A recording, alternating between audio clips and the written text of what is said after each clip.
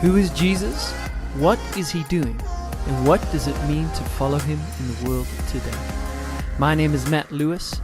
This is the Followerpodcast, and everyone is invited to the conversation.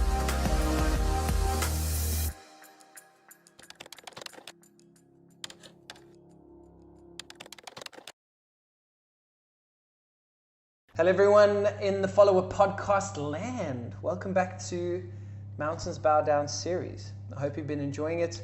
And today on our episode we have my friend Lara all the way from Switzerland. Hi. And I've invited Lara onto the episode today because today we're talking about mountain number 9, which I've entitled All In. And it's about choosing the call at the mountain of the cost. And so we'll get talking about our experience of that, but I feel like Lara speaks into this because of some of the decisions she's made really going forward based on this DTS and based on what she feels God's been speaking to her in her life. And she shared some of my experiences. And so I hope, again, as always, as you listen into our conversation, that this is helpful for you. So Lara, hi. Hi. So today we're talking about all in, right? Yeah. And all-inness. All just being there, all in, you know. And for me, this mountain is a lesson that I took from Cambodia. So we went to Cambodia. We were how did it work? So our outreach was in Nepal. How many weeks were we in Nepal for? The whole thing? Yeah, to 10 start weeks. with. Oh, it was like 4 weeks. 4 weeks. Then we all got together in Cambodia. Yeah. So our DTS was 30 people. 3 countries, more or less, yes. 10 people in each country, more or less. And then in the middle of that, we all gathered in Cambodia for like this lecture week. And before we got to Cambodia, I don't know what you thought, but I researched it a little bit. And I was really, I was struck by, I guess, the unique history of Cambodia.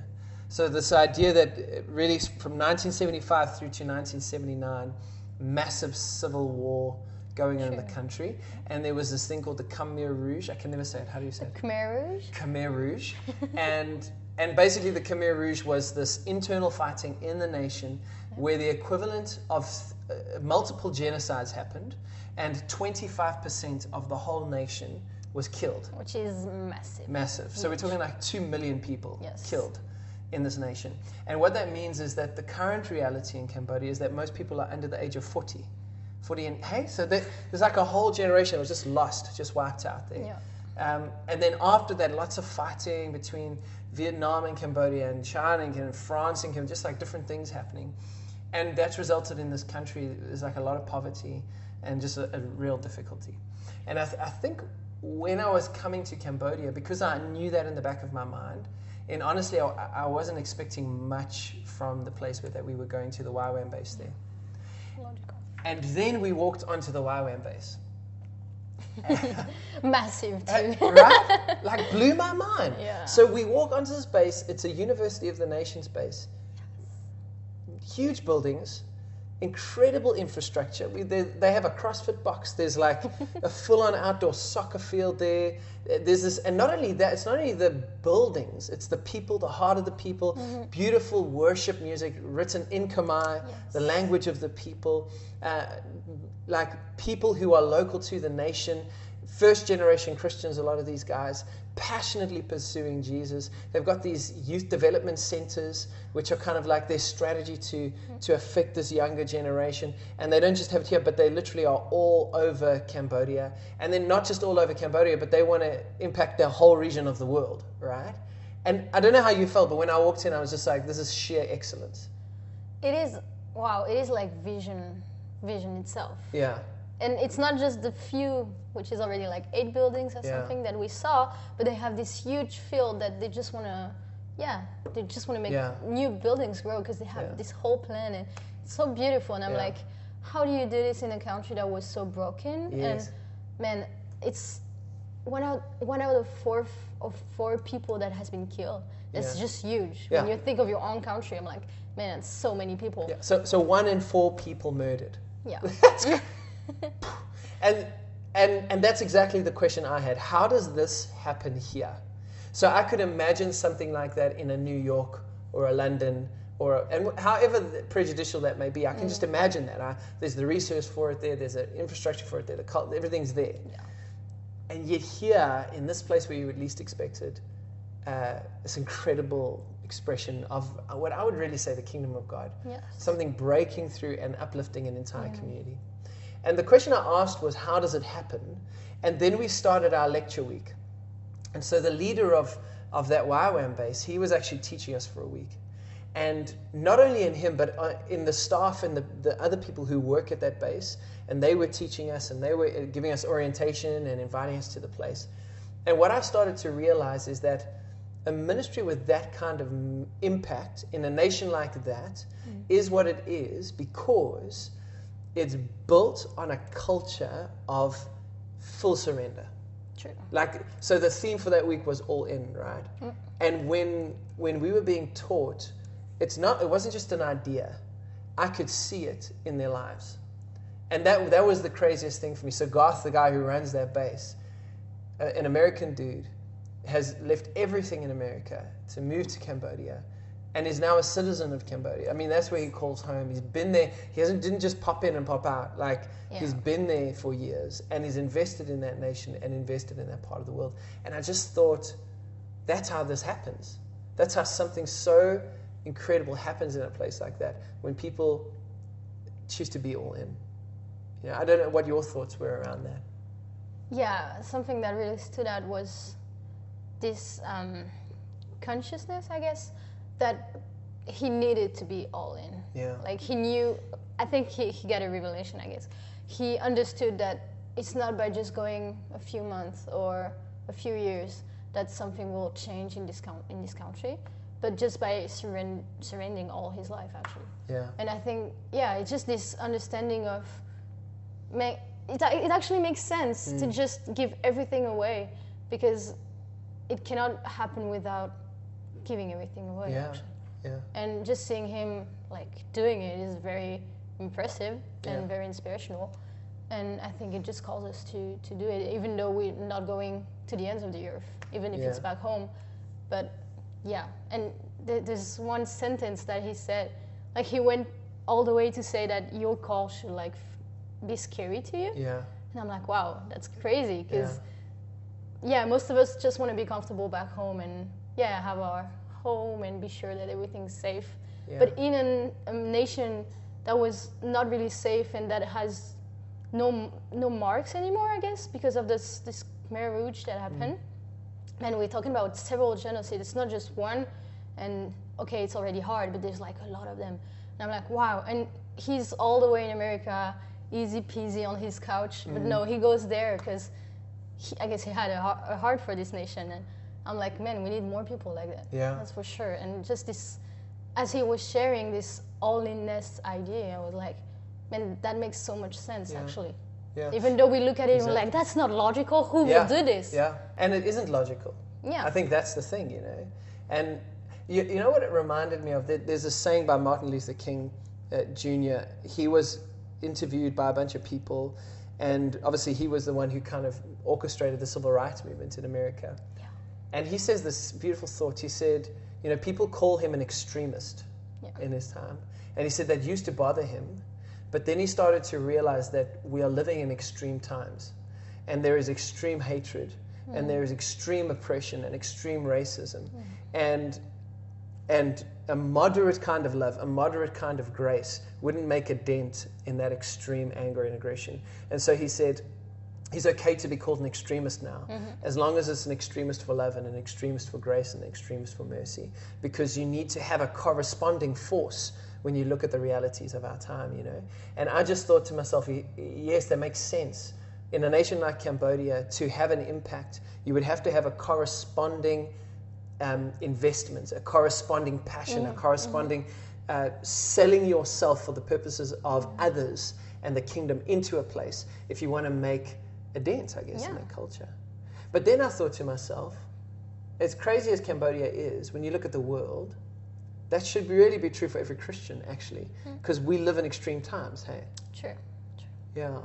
And I think about what Jesus says when he talks about, if you want to be my follower, you need to take up your cross and follow me, right? There's a cost that comes with the call. And the reason I invited you into this place is because I know this has landed very personally for you.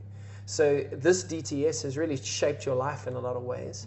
And you're leaving off the back of this DTS very changed. And the cost has been very real for you. As you've been hearing the voice of Jesus, that cost has got louder. So tell us a little about, for you, what does the cost of the call look like for you in your life? So I think it implies in several different areas of my life. Because as I feel like the call right now is to come back here in Germany and staff the DTS and a few DTSs that are to come. So just for people listening, that means you were where were you before you came on DTS? What were you doing? I just finished high school before. Just finished high school. Yeah. Okay, and I was actually made. I was So it's different in Switzerland. So high school actually prepares you to university, and you cannot really do anything with the paper I got unless going to university. So it was opening doors for university, because if I want to do something, my thoughts were, if I want to do something with my life, I should go to university and then study a job and get my job. And that was actually the only thing that I was hoping for and looking forward to after DTS. But then that shifted. A little bit, yeah. Okay, so what did God say? What has happened? It's actually progressively, it's a progressive story, if you want it. So starting DTS, I was like, nice, I'm going to learn a little bit more about Jesus, and then going back home, all this. And the more we go into it, the more I just fall in love with this idea of discipleship, and also this idea of missions and going out in the nations. And there's so many new reasons that were popping out every week, about why I maybe should come back on staff, actually. And it's actually this week that I really asked God, and I didn't, of course, had this strong answer of yes, do it, but I just felt like, why not? And then I asked God, but why? And I just heard a little, because you can. And some fears that were holding me back was like, I don't have the level or the things that is needed. I'm only 19 years old. I don't have any I don't have something to bring to other people. But talking also with leaders, they were like, no, that doesn't mean anything. So I was like, we'll see. And there was just all those reasons behind me that was like, you should maybe do this, actually. And then going into thinking, like really, really considering this decision, I had a lot of things I had to surrender. There's main areas, but there's actually a lot of things. Just like family and friends, they are kind of the marks and the safety I had back home. And I also have sometimes this kind of pressure of a responsibility towards them, for my non-Christian friend and for my family. Most of my sisters are not really looking for Christ. So I was like, maybe I should just go back home and minister to them, and just give my life in my family, actually. So I had to surrender that, and knowing that God is going to take care of it. And then I also had all those thoughts about finances, and moving from a country. Even though it's Switzerland, it's pretty easy. I know that it's harder for other people, of course, but still, you're like, I'm not going to be in my land somehow. And I've never been so attached to my country since I'm in DTS. So every time I hear Switzerland, I'm like, whoop. But otherwise, I was like, okay. But now I'm like, wow, I'm not going to be in Switzerland anymore. I'm going to be in Germany. I'm going to have to speak English. And even though I'm pretty fine with it, sometimes there's still confusion because it's not my mother tongue. And finances was very important. I have to find an apartment here. I need to find supports, and I've never done that before. It's pretty crazy. So, it's just a lot of different things. I think it's not like big things, but just adding them all together is like, that is actually all my life that I'm leaving behind. And especially friends and people I know I can really, really trust. Even though I still like feel home here. And I hope that I can also have more links with the people here. And so there's this call where God says, Lara, I know your plans with this. but I actually want you to do this. Yeah. And that call comes with all these costs that you are feeling, you know. And I remember that week in Cambodia, we kind of all were given the space to think about the cost of the call for us. Yeah. And I remember I wrote down some things, and I was surprised that for me, the cost was less external and more internal. I don't know. That was just an interesting journey to me. I wrote down some things here around the cost. For me, I wrote like, the cost is about comfort. So the cost is about like the comfort of just civilized life, you know, the comfort of just knowing what's going to happen next, the comfort of, I guess the comfort of having what other people expect you would have. I wrote down another cost was the cost of marriage, right? Wow. So I'm 34 years old. There's certain social expectations that are on you at that time, and even desires, you know, and you go like, man, cruising around the world or just living a life abandoned to Jesus and doing whatever he calls me to do. It's not always conducive to like 2 dogs and a white picket fence in a house. You don't always get that. So that was a cost for me. And then there was the cost of reputation, because I think I like want people to like me. You know, I want people to think well of me. And I don't know what people are going to think if I just decide to follow Jesus and to do some things that are quite radical, like that don't make a lot of sense. I think about John the Baptist. I mean, the man's wearing camel skin and eating wild honey in the desert. He's not a great guy, you know, like people are going to think he's strange. I think about the blind beggar on the side of the road, shouting out, everyone telling him to be quiet, and him shouting out all the more. I think about Matthew and the tax collector, Mark, Luke, John, Peter, all these guys. Jesus says, come follow me. They give up the family business. Yeah. All these this stuff looks ridiculous to a world that isn't all in. So to be all in, immediately there's a cost that comes attached to that, you know. And so I just wonder for you, even as you've described your cost, the question I would have is, why did you choose it anyway? So in light of the cost, why did you choose the call? I think part of it is the simple assurance that I have in God, and the fact that I know that, well, I also have this fear of, I feel like missing his will. So that might help somehow. But yeah, and I don't know, it's just like this strong joy that comes with obedience, and this strong assurance that it's going to be a time where I'm going to have to depend on him so much. And through DTS, I've learned that I love to depend on him. And it's in time where I'm fully relying on him that I'm feeling the best somehow. It's just freeing, actually, I guess. And even if I have to surrender things over and over again, I guess this joy and this, just this freedom of knowing that I'm doing what he is calling me to do. And just having him as Lord, I guess this title of Lord and being surrendered to him is very strong. And something that Garth also said in the lecture week was that when you're fully surrendered to him, then your desires are becoming his. You know? And I'm like, how beautiful it is to have God's desires as yours. Wow. And I think there's a lot of motivations to just be with God, and also trust that you don't, it's not really about what you do, but more what you're doing things with, and so with Jesus.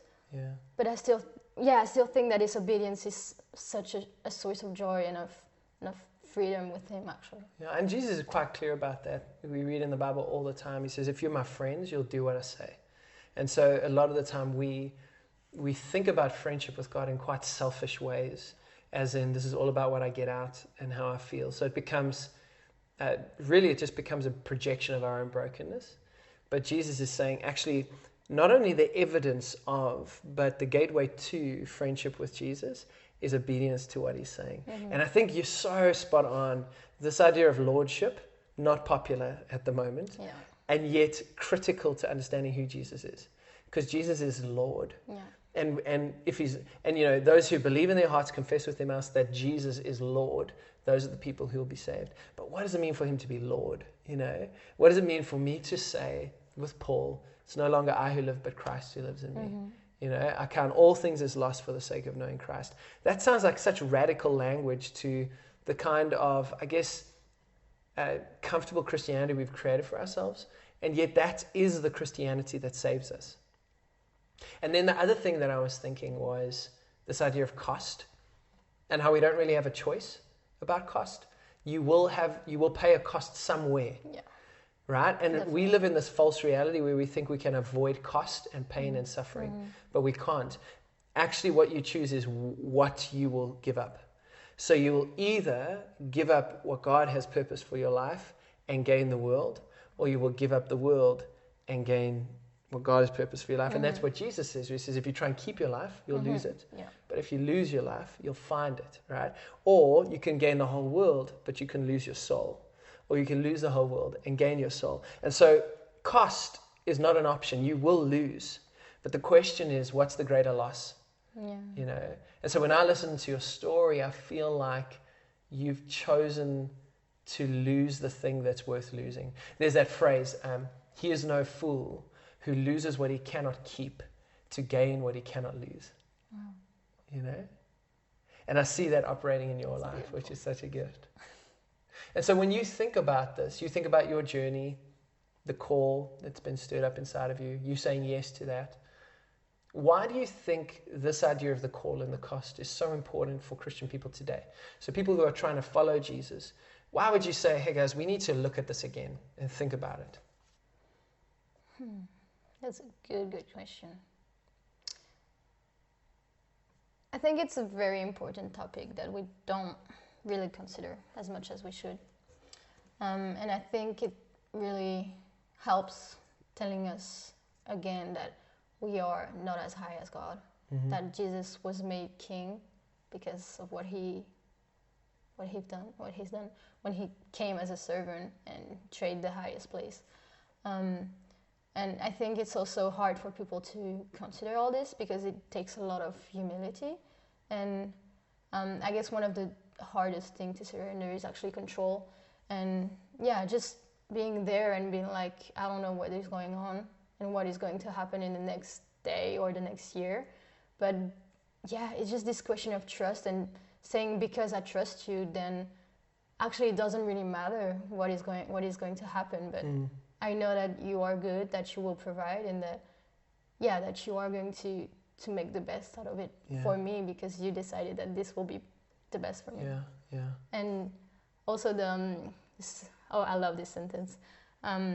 Trading my good for his best, and just giving up my dreams because his dreams are way better. Yes. There was that phrase that Garth carried on using in this week where he said, when it comes to you deciding who will win between you and God, I hope that God wins. Yeah. Because otherwise you lose. Right? Because otherwise you lose. So when it comes to God, I had all these ideas for my life, and you seem to have all these ideas for my life.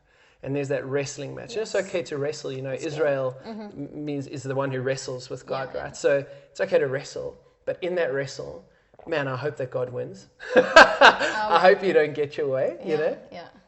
And so you've now stepped into that and are stepping into that. What are you finding on the other side of obedience? So far, a lot of joy and a lot of peace with how I'm going to tell people about it. Because I've been scared of misunderstanding situations, and my sister's been like, "Oh, what are you doing?" Yeah. But I'm just like all the time surrendering it back to God, and I think it's a journey to just do it, maybe daily if you need to, but just again and again, because we're never getting rid of wanting to control everything. Yeah. I find myself trusting Him more and more and more and more, and it's beautiful. And this dependence, as I said before, this dependence is just so good, actually. Yeah. It just feels so right. And I love to be in this place of, I cannot do anything about it anymore because it's all in His hands. And I think it's just the best place to be. So far in my little life. Because I know that I'm not too old so far. And I think the encouragement to you is that, there's a whole bunch of people listening to this that find themselves in the same boat as you. Wanting to hear the voice of God, wanting to follow Jesus into things, and facing the very real reality of the cost, and then having to make that choice. And I think the thing I would say to you, and the same thing I would say to them, is, your yes to Jesus doesn't now insulate you from suffering. So when you say yes to the call of God in your life, the truth is you have no guarantees, because God doesn't owe us anything. right? So as we follow him into his purposes, you don't know where that's going to take you. You don't know where that's going to lead you. The truth is there may be hardship in your life. There was hardship for Jesus and his obedience, hardship for every other disciple and their obedience, hardship throughout the history of the church as people have been obedient. So yes to Jesus doesn't mean the absence of suffering, but what it does mean is the presence of Jesus. You know? She's the best. Right? We are awakened to the reality of the God who is with us. Yes. And that's the pearl of great price. That's that man who's walking in the field and found this treasure, buried it and sold everything he had to go and get that thing. Yeah. It's the reality of God among us here and now. And that's what Paul talks about when he says, you know, I've suffered all these things, but I count all of these light and momentary afflictions, referring to beatings, torture, prison cells, shipwrecks. It's not just a bad day or a few no likes on Facebook, you know. All of these light and momentary afflictions, they are nothing when I compare them to the weight of glory, to what I will inherit in the person of Jesus. And that would be my encouragement to you and to the people listening, is like, the cost, you don't get to choose whether you'll lose. Yeah. You will lose something in this life. But the choice you've made leads you to the right loss. Yeah? You're going to lose the right things. Yeah. And you're going to gain the right things. And the thing you will gain most of all, and that all of us gain when we choose to go all in, is Jesus himself. And that's the gift. Yeah. So thank you for being on the Follower Podcast. Sure. Thank you for sharing your story. It was amazing to do DTS with you. Thanks. You're the best. And I'm so excited for your journey ahead. Yeah. So excited to see what God does as you step into his call. Thanks, guys. We'll see you next week on the next episode of the Follower Podcast.